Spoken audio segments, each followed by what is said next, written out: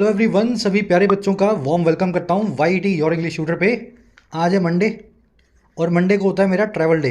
सुबह मुझे निकल करके ड्राइव करके ड्यूटी के हिसाब से कहीं दूर जाना होता है ना, दूसरी सिटी में। इसलिए आज की क्लास आपकी मिस नहीं हो। मैं ऑलरेडी नाइट में ये एडिटोरियल आपके लिए प्रिपेयर करके जा रहा हूँ टाइम्स ऑफ इंडिया से। एडिटोरियल का नाम है डेविल्स एडवोकेट्स और ये एडिटोरियल आपको बताता है कि जो पुलिस वालों की इतनी बुरी इमेज बनी हुई है, उस इमेज के अंदर कई आपको चुलबुल पांडे जैसे अच्छे पुलिस वाले भी मिलेंगे। एक बड़ा अच्छा एग्जाम्पल इसने दिया और समाज के एक बहुत ज़रूरी इशू को इसने एडिटोरियल में समझाया है। बड़ा इंटरेस्टिंग है, छोटा सा आर्टिकल है। क्विज भी देख लो अपना। जो भी इसमें सीखेंगे इस क्विज पे आपको अप्लाई करना है। ऊपर 2 कॉम्प्रिहेंशन के क्वेश्चंस हैं, बीच में वोकैबुलरी है, लास्ट में ग्रामर है। सॉल्यूशंस क्विज के आपको क्लास के लास्ट में करवाएंगे। मन से क्लास को लो, आइए कुछ नया सीखते हैं।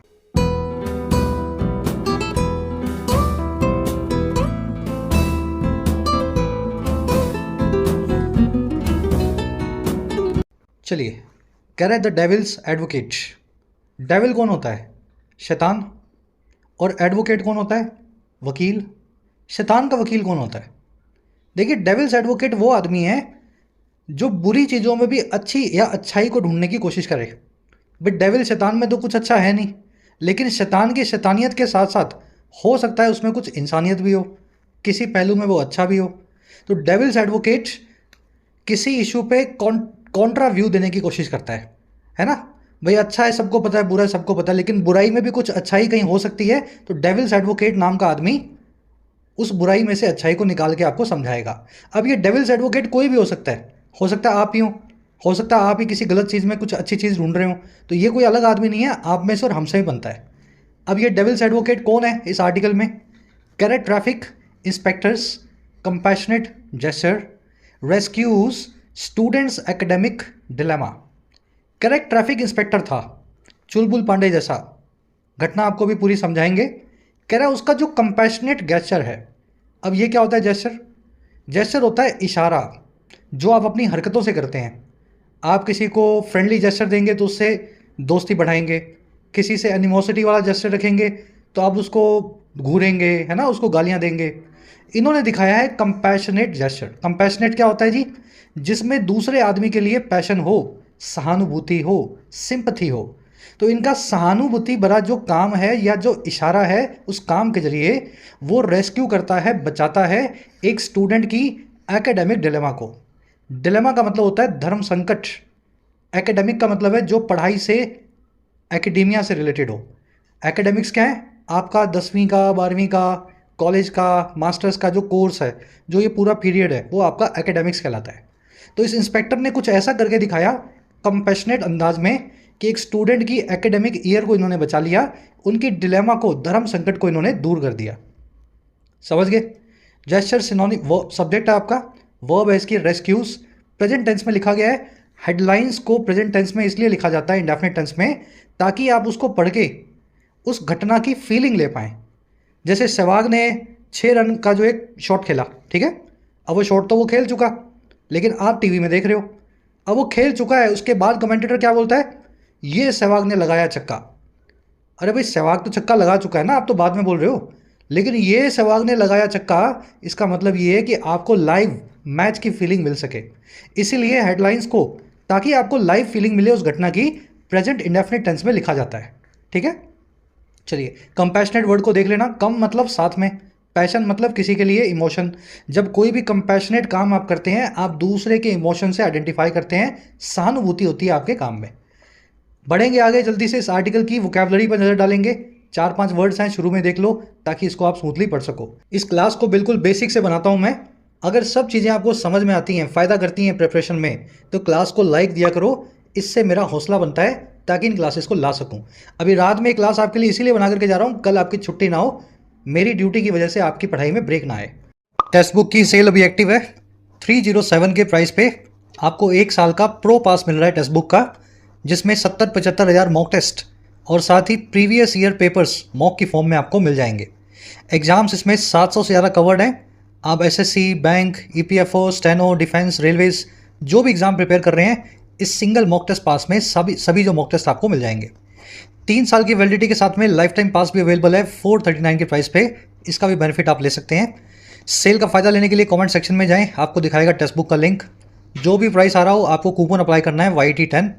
जैसे इस कूपन को आप लगाएंगे आपका प्राइस घट के हो जाएगा 307 रुपये। इसी तरीके से पास है, कूपन लगाते ही उसका प्राइस भी 439 हो जाएगा। You can take benefit of the sale. चलिए वोकैब शीट शुरू करेंगे जेस्चर से ही। थोड़ा सा जूम इन कर रहा हूँ। टेलीग्राम ग्रुप से ये शीट आप डाउनलोड कर सकते हैं, अभी अभी मैंने अपलोड की है। जेस्चर क्या होता है? एक हिंट और सजेशन। ये फिजिकली भी हो सकता है, वर्बली भी हो सकता है। आप दोस्ताना दोस्ती भरा जेस्चर इसको पकड़ लो ना आप। दोस्ती भरा जेस्चर आप अपनी बातों से भी कर सकते हो और फिजिकली किसी काम से भी कर सकते हो। किसी आदमी की मदद कर दी तो ये फ्रेंडली जेस्चर था, ठीक है। Nuclear drills by Russia are a gesture of continuation of its war with Ukraine. जो न्यूक्लियर ड्रिल्स रशिया कर रहा है, न्यूक्लियर ड्रिल्स क्या होती है? न्यूक्लियर वेपन्स को यहाँ से वहाँ ले जाना, टेस्ट फायर करना, दुनिया को दिखाना, इसको बोलते हैं न्यूक्लियर ड्रिल। रशिया जो अपने न्यूक्लियर वेपन्स का प्रदर्शन कर रहा है, ड्रिल कर रहा है, वो एक जेस्चर है, इशारा है कि ये कंटिन्यू करेगा अपनी वॉर को यूक्रेन के साथ। रशिया थमने वाला नहीं है। चलो अब जेस्चर के सिनोनिम्स देख लो। सिनोनिम्स हो गए इंडिकेशन, जेस्टिकुलेशन एंड कर्सी, ठीक है। कभी कभी आते हैं थोड़े एडवांस वर्ड्स हैं, कर्सी तो खैर नॉर्मल सा वर्ड है। ये वर्ड आप आर्टिकल में जेस्चर को देखेंगे।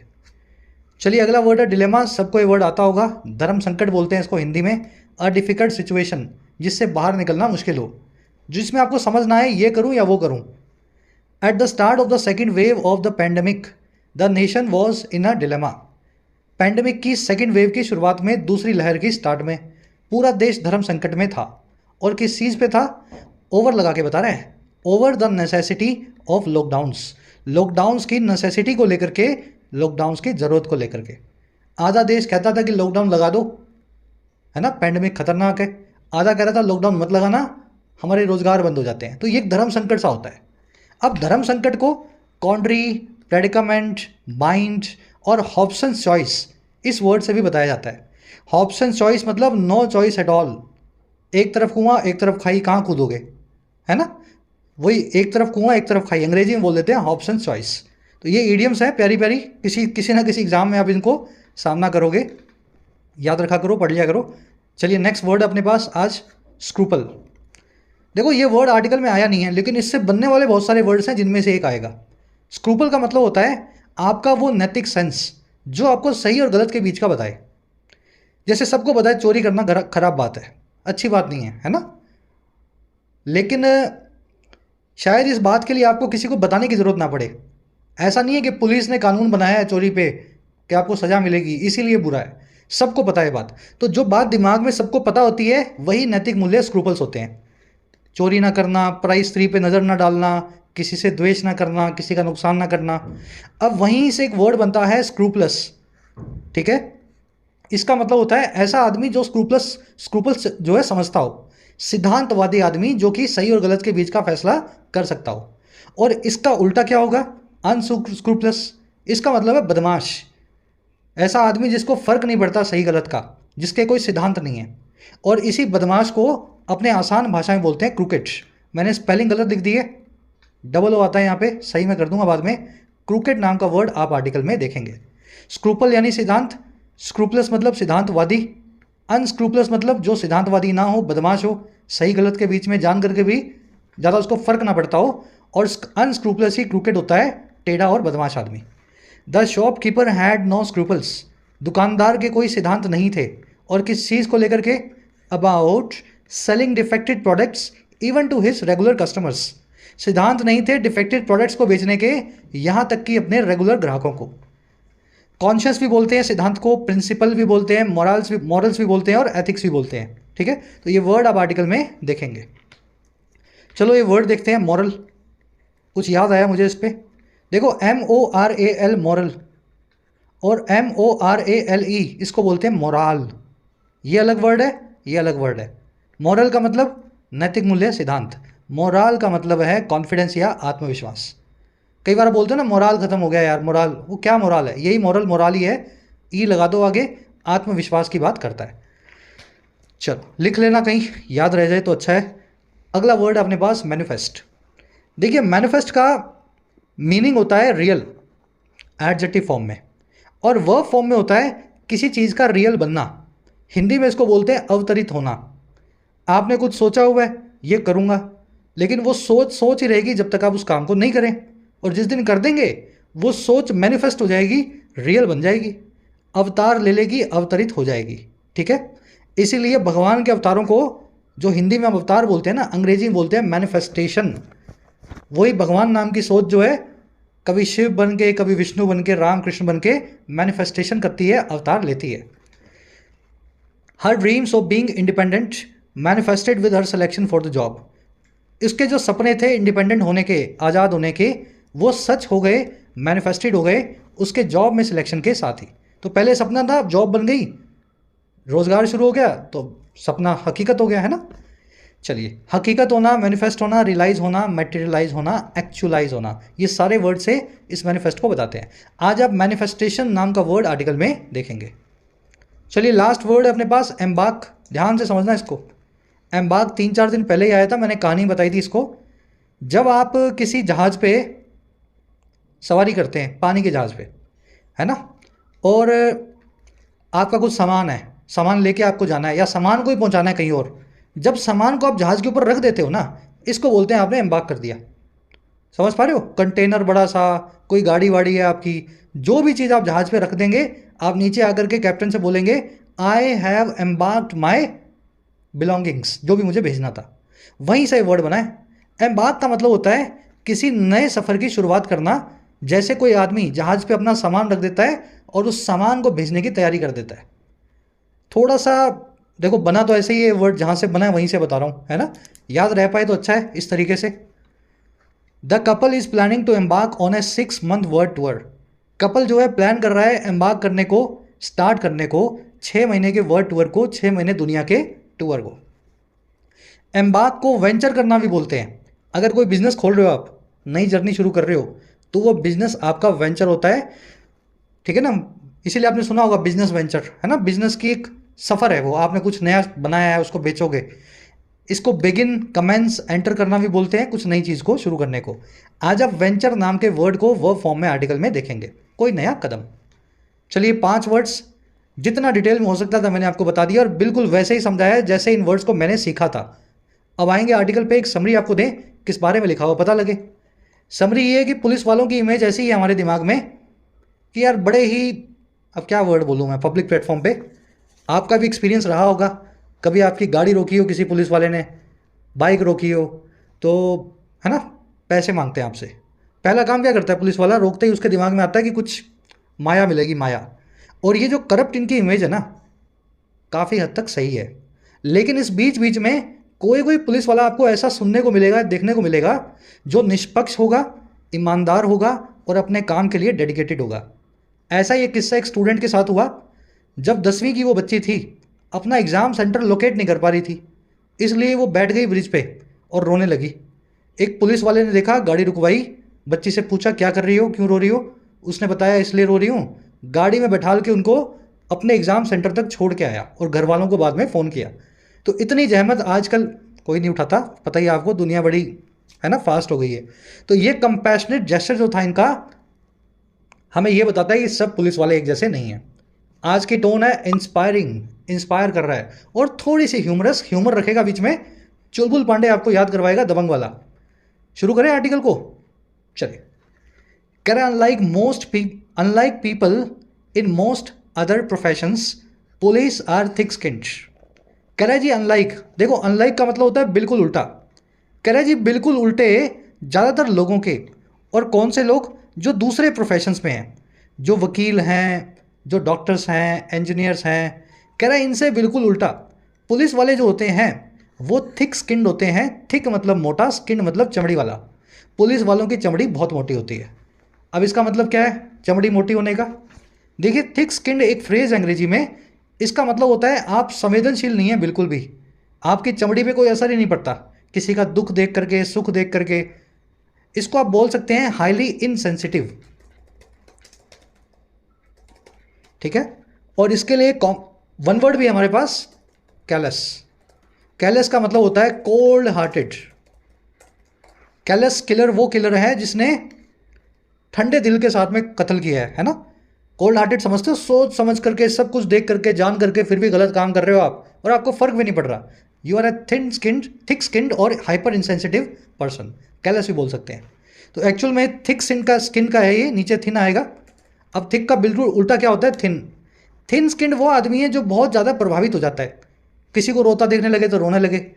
इसका मतलब हुआ हाईली सेंसिटिव, या इसको हाइपर सेंसिटिव भी बोलते हैं। दोनों ही बातें गलत हैं। थिक स्किन्ड हो जाओगे तो बेशरम हो जाओगे, और थिन स्किन्ड हो जाओगे तो रोते रहोगे, सबसे परेशान होगे, लोग आपका फ़ायदा उठाएंगे। तो ये दोनों ही जो है ना थोड़े नेगेटिव कॉनोटेशन वाले वर्ड्स हैं।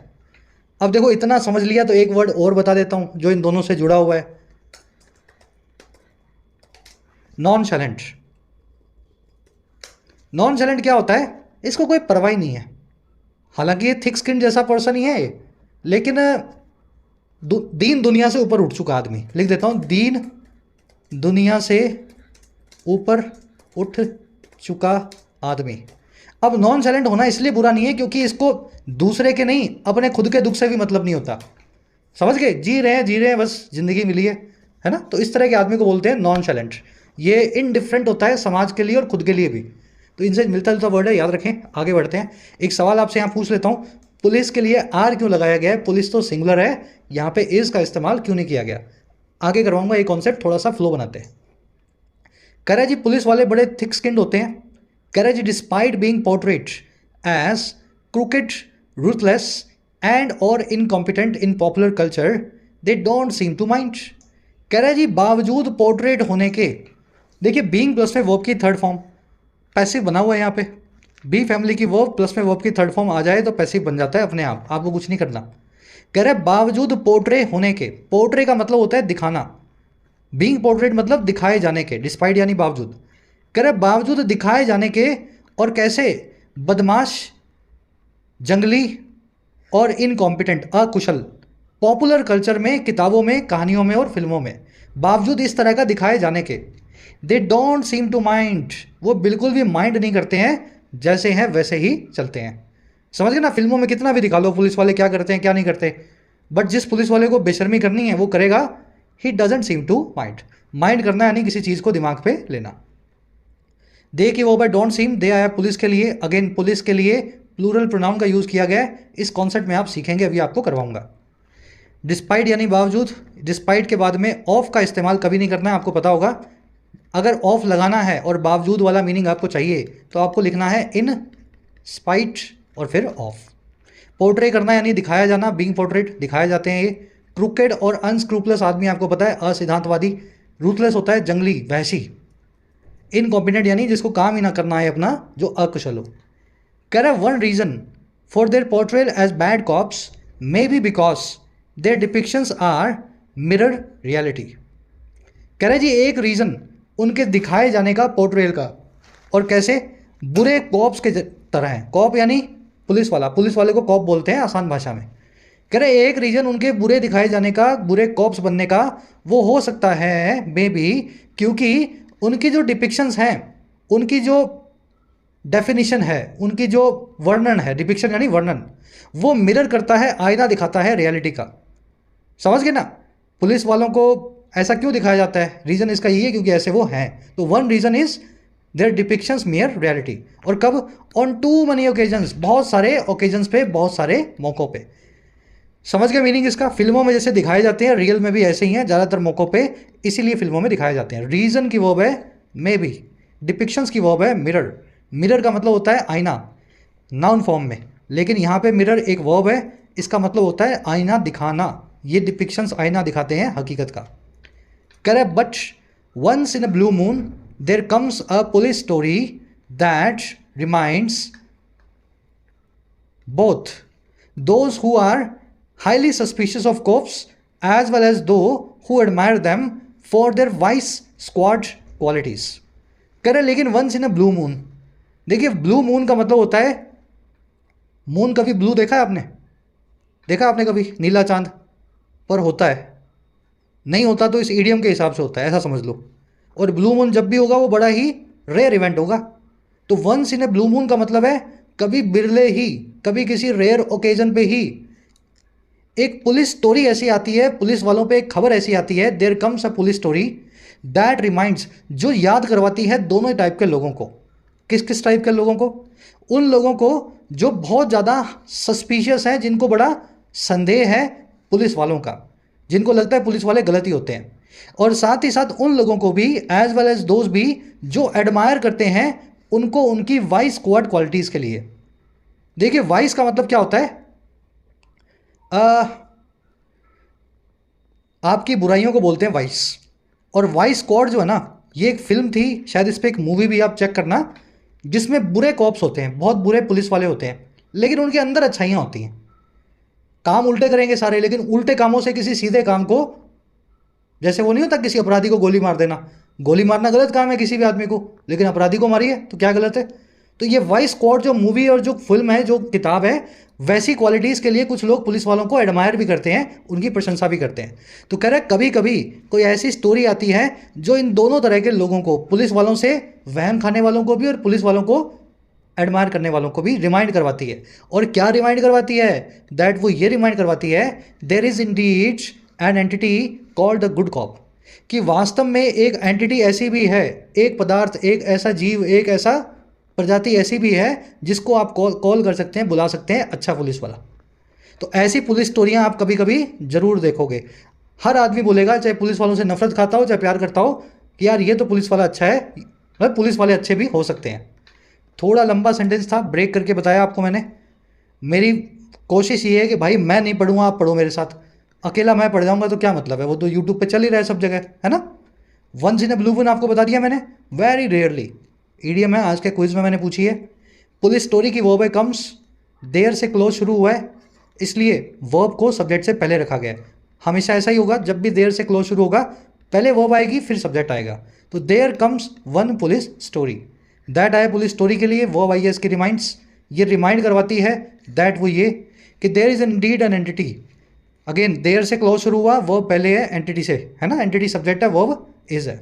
इंडीड का मतलब होता है सच में, और गुड कॉप यानी अच्छा पुलिस वाला। बड़े आगे, एडमायर करना यानी किसी की प्रशंसा करना, किसी को सराहना। The latest manifestation of this subspecies was spotted on Saturday in Kolkata. सबसे नया जो, सबसे लेटेस्ट जो मैनिफेस्टेशन है, अवतार है, इसी सब स्पीसीज का, इसी एंटिटी का, प्रजाति का, वो स्पॉट किया गया था, ढूंढा गया था, खोजा गया था इसी शनिवार कोलकाता में। मैनिफेस्टेशन समझाया था मैंने आपको, अवतार को बोलते हैं। स्पॉट करना यानी किसी चीज़ को ढूंढना। कोई चीज़ आपको मिल जाती है ना कहीं पे, तो आप उसको स्पॉट कर लेते हैं, है ना, ढूंढ लेते हैं। मैनिफेस्टेशन की वर्ब है वॉज स्पॉटेड, पैसिव वॉइस में। कह रहा है officer in charge Howrah bridge traffic guard Souvik Chakraborty was minding his own business. कह रहा है ऑफिसर इंचार्ज जो थे हावड़ा पुलिस ट्रैफिक गार्ड, जिनका नाम है सौविक चक्रवर्ती, ये माइंड कर रहे थे अपने खुद के बिजनेस को। माइंड योर ऑन बिजनेस मतलब अपने आप में मगन होना, अपने काम को करना, अपने आप से मतलब रखना। तो ये अपने काम को अपने हिसाब से कर रहे थे। कह रहे which is regulating one of the cities busiest most chaotic traffic spots. और वो काम ये था कि रेगुलेट करना है, अच्छे से मॉनिटर करना है, मैनेज करना है सिटी के सबसे ज़्यादा बिजी और सबसे ज़्यादा अफरा तफरी वाले ट्रैफिक स्पॉट्स को, हावड़ा ब्रिज को, कोलकाता में। तो ये काम वो कर रहे थे। डैश लगा रहे हैं। अब क्या किया इन्होंने? कह रहे when he spotted a distraught girl in school uniform in tears. जब उन्होंने स्पॉट किया या देखा या खोजा या ढूंढा एक परेशान, एक डिस्ट्रॉट, एक डिप्रेस्ड लड़की को स्कूल की यूनिफॉर्म में आंसुओं के अंदर। समझ गए कहानी? ये अपना धंधा बिजनेस कर रहे थे, जो काम करते हैं ट्रैफिक वैफिक देखना। तभी इन्होंने देखा कि एक बच्ची ब्रिज पे बैठ के रो रही है। चक्रवर्ती की वर्ब है was minding, he was minding his own business. Of course mind your on business समझते हैं आप, अपने काम से काम रखना। विच आया है इनके बिजनेस के लिए, इनके काम के लिए। विच की वर्ब है इज रेगुलेटिंग, इनका काम है रेगुलेट करना, मैनेज करना। ठीक है। वन ऑफ के बाद में आप प्लूरल नाउन का यूज़ करते हैं, आपको पता होगा। सिटी के सबसे बिजी और सबसे कैओटिक ट्रैफिक जो स्पॉट्स हैं, उनमें से एक स्पॉट हावड़ा ब्रिज को ये रेगुलेट करते थे। तो बहुत सारे स्पॉट्स होंगे, तभी उनमें से एक निकलेगा, और वन का यूज़ भी तभी किया जाएगा। इसलिए वन के साथ में नाउन हमेशा प्लूरल होगा। अगर गलती करनी हो तो मैं स्पॉट लिख दूंगा यहाँ पे, है ना, यहाँ पे एक एरर बन जाएगी। चलिए, केओटिक मतलब जिसमें केओस हो, अराजकता हो, पैंडेमोनियम हो। ट्रैफिक कैसा होता है, समझ गए ना। ही आया पुलिस वाले के लिए, वर्ब है स्पॉटेड, स्पॉट करना, ढूंढना, खोजना। डिस्ट्रॉट यानी परेशान, डिप्रेस्ड, डिस्ट्रेस्ड या ट्रबल्ड। फिर क्या हुआ? कह रहा है जी, it turns out that she was suppose to reach her examination centre for a class 10 board exam. कह रहा है जी ऐसा निकल करके आया, टर्न आउट होना, निकल करके आना, इमर्ज होना, अपीयर होना। तो लड़की से, बच्ची से जब इन्होंने बात की तो ऐसा निकल करके आया, इट टर्न आउट कि क्या, कि बच्ची जो थी वो सपोज्ड थी। सपोज्ड होना यानी एक्सपेक्टेड होना, किसी काम के लिए आपका, आपसे एक्सपेक्टेशन है, तो लड़की से ये एक्सपेक्टेशन थी, सपोज थी वो, कि वो रीच करेंगी, पहुंचेगी अपने एग्जामिनेशन सेंटर में जो था क्लास 10 के बोर्ड एग्जाम का। कह रहे लेकिन हुआ क्या? But somehow had ended up in the wrong place. लेकिन कैसे भी करके सम हाउ ये लड़की एंड अप हो गई या जा पहुंची गलत जगह पे, रॉन्ग प्लेस में। एंड अप होना यानी लास्ट में कहीं पहुंच जाना, किसी मुकाम पे पहुंचना, हिंदी में बोलते हैं इसको, है ना। I ended up in this situation, सब कर करा के मैं इस मुकाम पे पहुंच गया हूँ, I ended up in this situation. तो ये भी सब कर करा के लड़की हावड़ा ब्रिज पे जाके पहुंच गई, अपने एग्जाम तक नहीं पहुंच पाई। इट की वर्ब है टर्न्स आउट, टर्न आउट का मतलब होता है निकल करके आना। शी की वर्ब है was, when you are suppose to do something, you are expected to do something. जैसे मैं आपको बोलूँ, you are suppose to read for 30 minutes every day, आपको हर रोज़ 30 मिनट जो है रीड करना चाहिए, 30 मिनट, 40 मिनट, 25 मिनट, जितना भी रीड करो। तो you are expected to read for 30 minutes every day, suppose और एक्सपेक्टेड ऐसे लिखे जाते हैं। हैड एंडेड जो है इसी लड़की की वर्ब है she was suppose to end she had ended in the wrong place. She had to venture out by her own as the rest of the her family was busy attending a funeral. अब वो कहते हैं ना करेले पे नीम चढ़ा, अब इस लड़की को वेंचर आउट करना पड़ा, एम्बार्क करना पड़ा, इस सफ़र पे निकलना पड़ा अपने आप से, बाय अर होन। और क्यों? क्योंकि उनका जो बाकी का परिवार था, मम्मी पापा भाई बहन, वो बिजी थे अटेंड करने में एक फ्यूनरल को, एक दाह संस्कार को, इसलिए एक भटक गई। कभी घर से अकेली निकली नहीं और सब लोग फ्यूनरल में गए थे, कुछ फैमिली ट्रेजेडी होगी, ये निकली और एक गलत जगह पहुंच गई। शी की वर्ब है हैड टू प्लस में बेस फॉर्म लगी हुई है वर्ब की, उसको ये काम करना पड़ा पास्ट में। Has to, have to, had to आपकी मजबूरी को बताते हैं। वेंचर आउट करना, एम्बार्क ऑन करना, किसी जर्नी पे स्टार्ट करना, है ना, किसी सफ़र पे चलना। रेस्ट ऑफ आवर फैमिली की वर्ब है वॉज, बिजी है अटेंड करने में एक फ्यूनरल को, फ्यूनरल यानी समझ गए ना, अंतिम संस्कार। चलिए अब दो ग्रामर कॉन्सेप्ट है फर्स्ट पैराग्राफ में आपने पढ़ा जो उसमें से निकले। पहला कॉन्सेप्ट तो ऊपर पुलिस का ही है, वो मैं आपको करवा देता हूँ, पहले वहीं आ जाओ। चलो, पुलिस के आगे आर इसलिए लगाया गया है क्योंकि अंग्रेजी में कुछ ऐसे बदमाश नाउन्स हैं जो दिखने में सिंगुलर हैं लेकिन होते वो प्लूरल हैं। वो है छुपा रुस्तम, छुपा रुस्तम निकला हीरो, तो ये छुपे रुस्तम है। Cattle, gentry, people, police, poultry and women. People यानी लोग, पीछे एस नहीं आ रहा लेकिन ये प्लूरल होता है। जेंट्री का मतलब होता है किसी भी एरिया के सबसे पावरफुल और सबसे पैसे वाले लोग, gentry.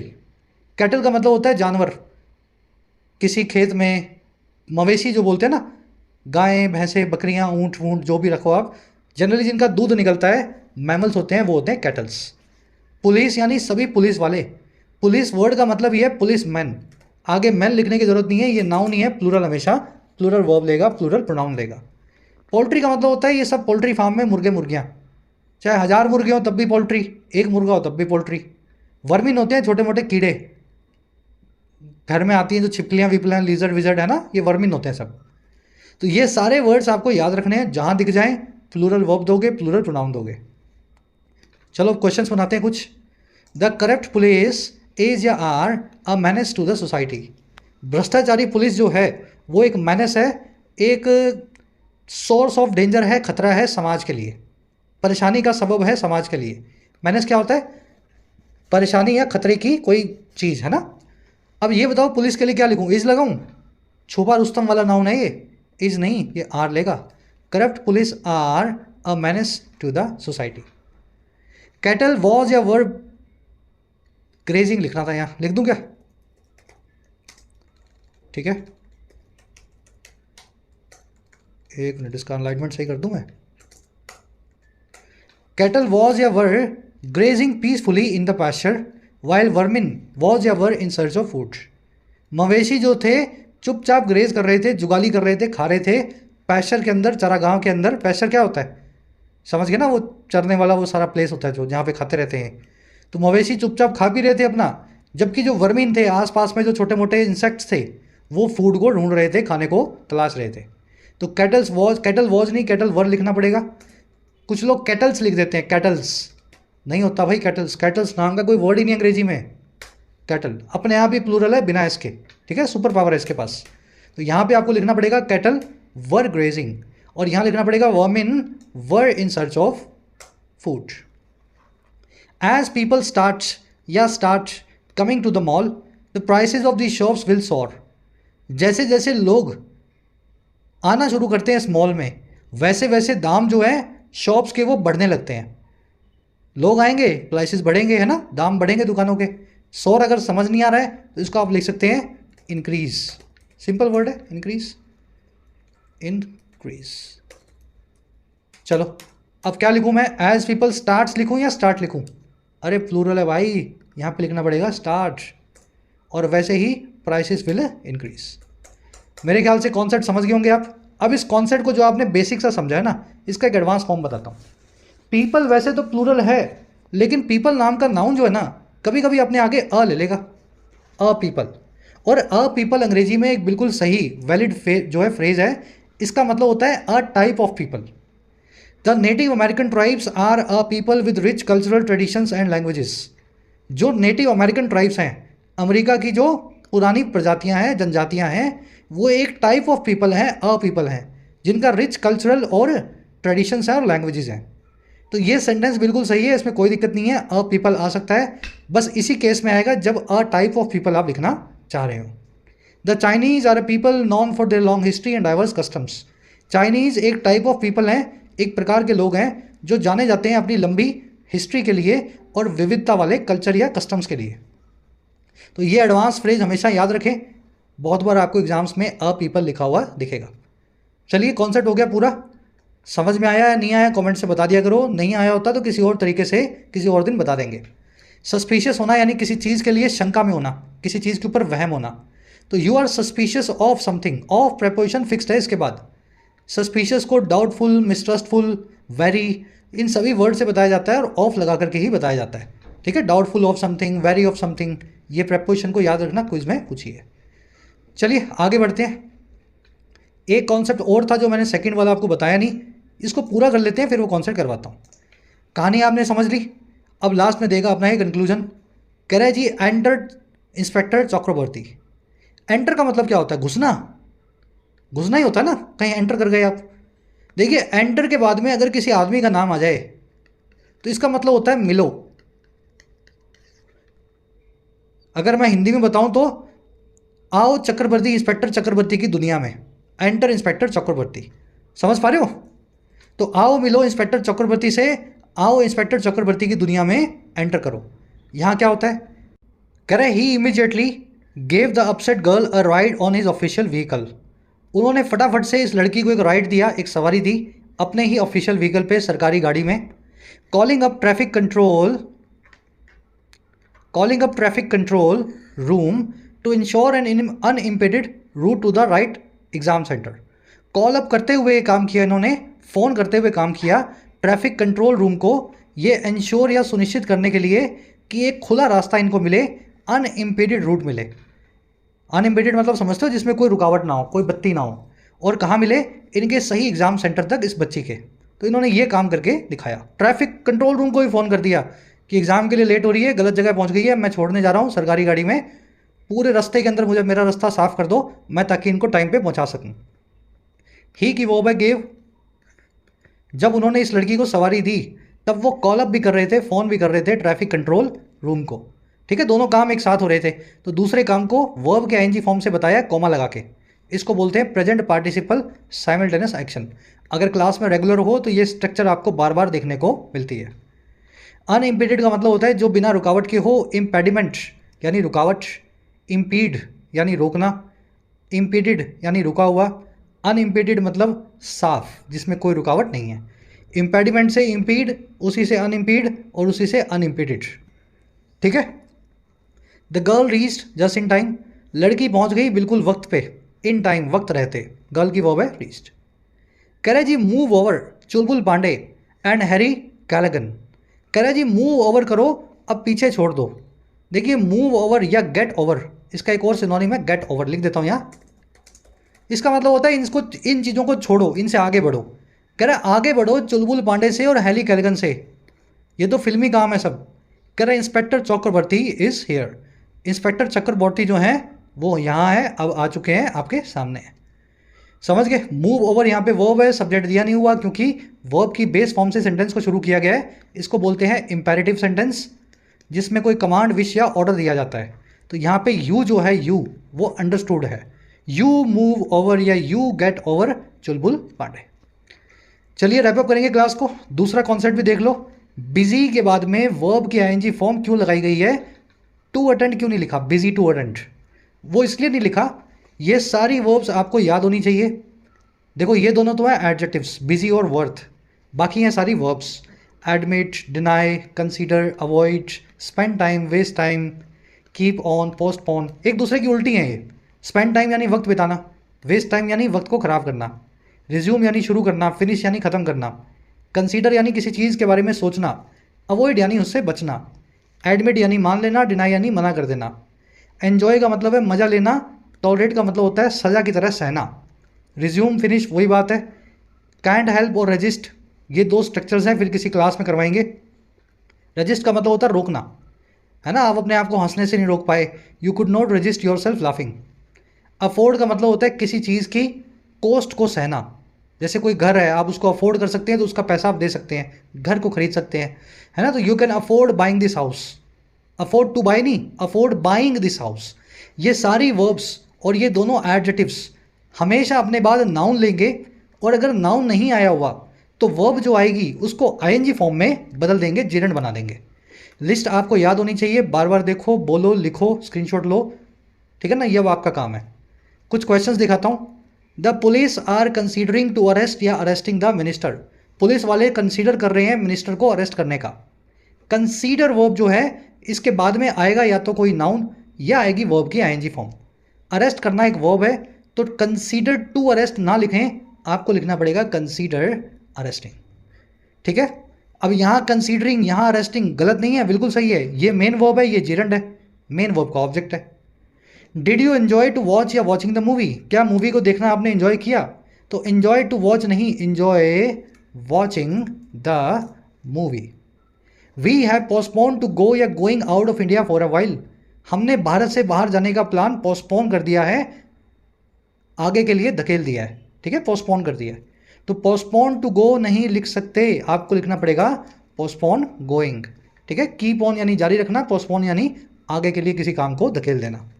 The idea was worth to consider या कंसीडरिंग, आइडिया या ख्याल जो था कंसीडर किए जाने के लायक था, वर्थ था। तो वर्थ टू कंसीडर नहीं बन सकता, कंसीडरिंग। क्लियर है कॉन्सेप्ट? अब आपका काम ये इनको याद रखना है, बाकी तो ये कॉन्सेप्ट आप कर ही लोगे। एक होमवर्क क्वेश्चन दे रहा हूँ और इसमें दो एरर्स हैं। At this stage the company could not afford to make any more losses and the top management was busy to formulate a strategy to make the business profitable. इस stage पे आकर के कंपनी अफोर्ड नहीं कर सकती थी किसी और लॉस को, और लॉस करना और नुकसान करना, और टॉप मैनेजमेंट बिजी थी बनाने में एक स्ट्रेटजी को ताकि बिजनेस को प्रॉफिटेबल बनाया जा सके। करके बताओ, दोनों एरर्स को निकाल के सेंटेंस को सही करके कमेंट्स में डाल देना, जो एरर वाला पार्ट है उसी को सही कर देना, ठीक है। एक यहाँ एरर है, कॉमा, एक यहाँ एरर है, इस तरीके से। चलिए हो गया आर्टिकल पूरा आपका आज का, छोटी सी क्लास थी। अब आ जाओ अपने क्विज पे। मेन थीम इस पैसेज की क्या है? चार आपको मैंने ऑब्जेक्टिव्स दिए हैं, है ना। चारों में से एक चॉइस को आपको ऑल्टरनेटिव को चूज करना है। करके देखो एक बार, यहीं पे पॉज कर लो वीडियो को, मैं करवा दूंगा फिर। देखो ये पुलिस प्रोफेशनलिज्म पे नहीं था, ये ट्रैफिक मैनेजमेंट के चैलेंजेस पे भी नहीं था। ये आर्टिकल लिखा गया था एक सहानुभूति भरे एक्ट के द्वारा, एक्ट पे जो लॉ इन्फोर्समेंट एजेंसी के द्वारा, पुलिस के द्वारा दिखाया गया। लॉ इन्फोर्समेंट एजेंसी है ना पुलिस, सी आपका आंसर बनेगा फर्स्ट वाले का। और डी भी बिल्कुल नहीं है। यहाँ पे पुलिस को पॉपुलर कल्चर में कैसे पोर्ट्रे किया गया है उस चीज़ की बात नहीं हो रही है, बल्कि पोर्ट्रे किए जाने के बावजूद पुलिस को कैसे, मतलब पुलिस कैसे अच्छे काम भी कर सकती है, इस बारे में आर्टिकल था। ये मेन थीम है। सेकंड पे आ जाओ। According to the passage why are police often portrait negatively in popular culture. Passage के हिसाब से पुलिस को अक्सर गलत तरीके से क्यों दिखाया जाता है पॉपुलर कल्चर में, फिल्मों और किताबों में? क्यों दिखाया जाता है? वही लिखा भी हुआ था उसने, वो इसलिए दिखाया जाता है क्योंकि उनका जो डिपिक्शंस है वो मिरर करता है रियलिटी को। वही तो दिखाया जाता है जो वास्तव में वो हैं। Their actions often reflect real life misconduct. उनकी हरकतें ही सच के मिसकॉन्डक्ट को रिफ्लेक्ट करती हैं, इसीलिए फिल्मों में भी किताबों में भी वो ऐसे ही होते हैं। समझ गए ना? गलत नहीं दिखाया जाता। They are perceived as ineffective. ठीक है, इनफेक्टिव प्रिसीव किए जाते हैं, लेकिन ये रीज़न नहीं है किताबों में गलत दिखाने का। वो पब्लिक ओपिनियन के लिए इनडिफरेंट होते हैं, ये भी रीज़न नहीं है। They lack qualities admired by the society. उनमें वो क्वालिटीज़ भी नहीं है जो समाज प्रशंसा करता है, ये भी रीज़न नहीं है। रीज़न यही है, कर्म ही खराब है। चलो अब बीच के क्वेश्चंस पे आओ। डेविल्स एडवोकेट मैंने आपको बताया था इडियम, उसका मीनिंग बताओ। गेट या मूव ओवर समथिंग, इसका क्या मीनिंग है फ्रेजल वर्ब का? फिर एक फ्रेजल वर्ब आई थी वेंचर आउट, जिसको एम्बार्क ऑन करना भी बोलते हैं। मैं लिख देता हूँ, दोनों का मीनिंग सेम है। वो जहाज़ पे आपने जाके कुछ रख दिया, वो सामान अब सफ़र करेगा, वेंचर आउट करेगा, एम्बार्क ऑन करेगा। Once in a blue moon, इस इडियम का मीनिंग अगेन आपको नीला चांद समझाया था, वहीं से बनी है।